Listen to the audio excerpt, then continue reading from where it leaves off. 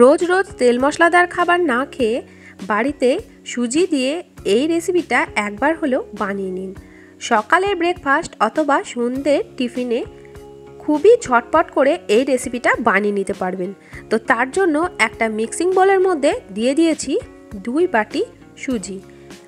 এখানে মোটা বা মিহি যে কোনো সুজি আপনারা ব্যবহার করতে পারেন। তো এবার ওই বাটিরই 1 বাটি দিয়ে দিচ্ছি টক দই। টক দইটা রুম টেম্পারেচারে থাকা টক দই আমি এখানে ব্যবহার করেছি। এখানে নির্দিষ্ট একটা পরিমাপেই নিয়ে নেবেন, যতটা সুজি নেবেন তার হাফ নিতে হবে টক দই। সুজি আর টক দইটা ভালো করে একবার মিশিয়ে দিচ্ছি। ভিডিওটি কেউ স্কিপ করবেন না, স্কিপ করলে বুঝতে পারবেন না আমি কিভাবে কি পরিমাপ দিয়ে এই রেসিপিটা বানাচ্ছি, তখন রেসিপিটা কিন্তু এতটাও টেস্টি হবে না। তো ওই বাটি ধোয়া 1 বাটি জল এর মধ্যে দিয়ে দিলাম। এবার ভালো করে একবার মিশিয়ে দিয়ে এটাকে রেস্টে রেখে দেব 10 মিনিটের জন্য, যাতে সুজিটা খুব ভালোভাবে ফুলে যেতে পারে। তো দেখুন বন্ধুরা, এটা ভালো করে মিশিয়ে দিয়েছি। এবার 10 মিনিটের জন্য একটা ঢাকা দিয়ে রেস্টে রেখে দেব। 10 মিনিট পর ফিরে আসছি, আপনাদেরকে দেখাচ্ছি সুজিটা কত সুন্দর ফুলে গেছে। তো দেখুন 10 মিনিট পর দেখাচ্ছি সুজিটা একদম ফুলে গেছে। এবার একটা মিক্সিং জার নিয়ে নিয়েছি। মিক্সির জারের মধ্যে ওই সুজির মিশ্রণটা দিয়ে দিয়েছি। এবার দিয়ে দিচ্ছি যে বাটির মাপ করে সুজি নিয়েছিলাম সেই বাটি 1 বাটি জল। এখানে 1 বাটি জল পুরোটা ব্যবহার করিনি, 2 চামচ মতো জল আমি রেখে দিয়েছি, জলটা পরে আমি ব্যবহার করব। তো এবার মিশ্রণটাকে ভালো করে মিক্সির মধ্যে পেস্ট করে নিয়েছি। এবার দেখুন ঘনত্বটা ঠিক এরকম, আর যে 2 চামচ মতো জল রেখেছিলাম সেটা দিয়ে এই মিক্সির কৌটোটাকে ভালো করে দিয়ে এর মধ্যে দিয়ে দিয়েছি।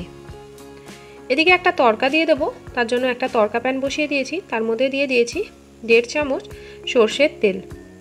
তেলটা ভালো করে গরম হয়ে যাওয়ার পর এর মধ্যে দিয়ে দিয়েছি ছোটো চামচের 1 চামচ কালো সর্ষে, হাফ চামচ সাদা জিরে আর 1 চামচ মতো ছোলার ডাল।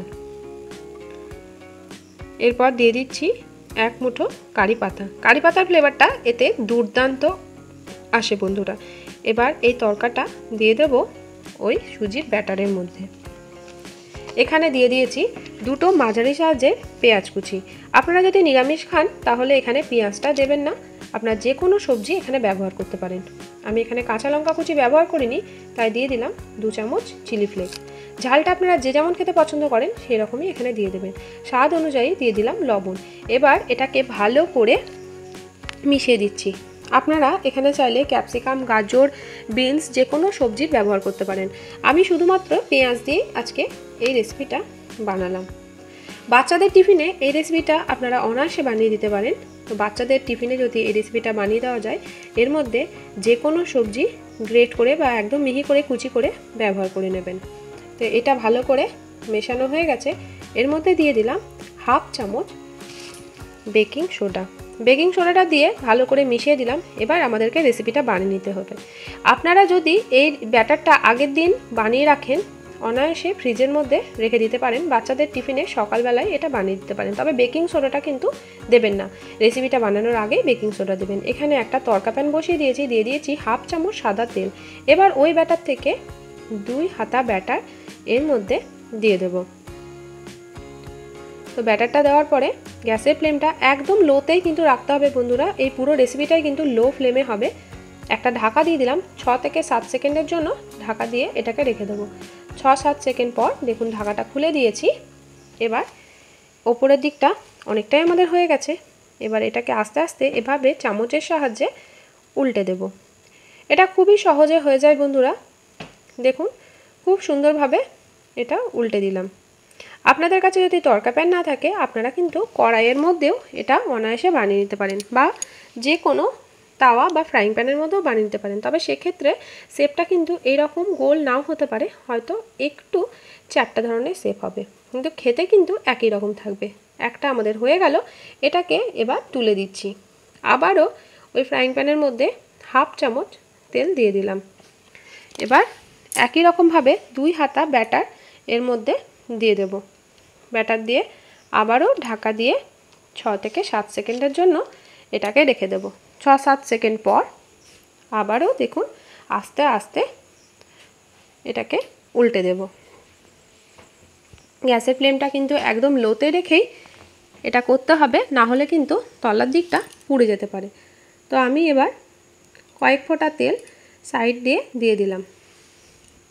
তেলটা না দিলেও হয়, প্রথমটা আমি কিন্তু তেল দ্বিতীয়বারে দিইনি, তো এবারে আমি একটু তেল দিলাম। তো তেল দিয়ে দেখুন কত সুন্দর এটা হয়ে গেছে। এবারও আর একটা আমার হয়ে গেল। এভাবে সবগুলোই আমি বানিয়ে নিচ্ছি। বানাতে খুবই কম সময় লাগে, খেতে কিন্তু দুর্দান্ত হয় আর একদম হেলদি একটা রেসিপি। আপনারা অবশ্যই বাড়িতে ট্রাই করুন আর আমাকে কমেন্ট করে জানাতে ভুলবেন না আপনাদের কেমন লাগলো। আপনাদের কমেন্টেই কিন্তু আমি রান্নার উৎসাহ পাই। তো দেখুন বন্ধুরা কতটা নরম হয়েছে, একদম নরম আর স্পঞ্জি হয় আর ভীষণই হেলদি।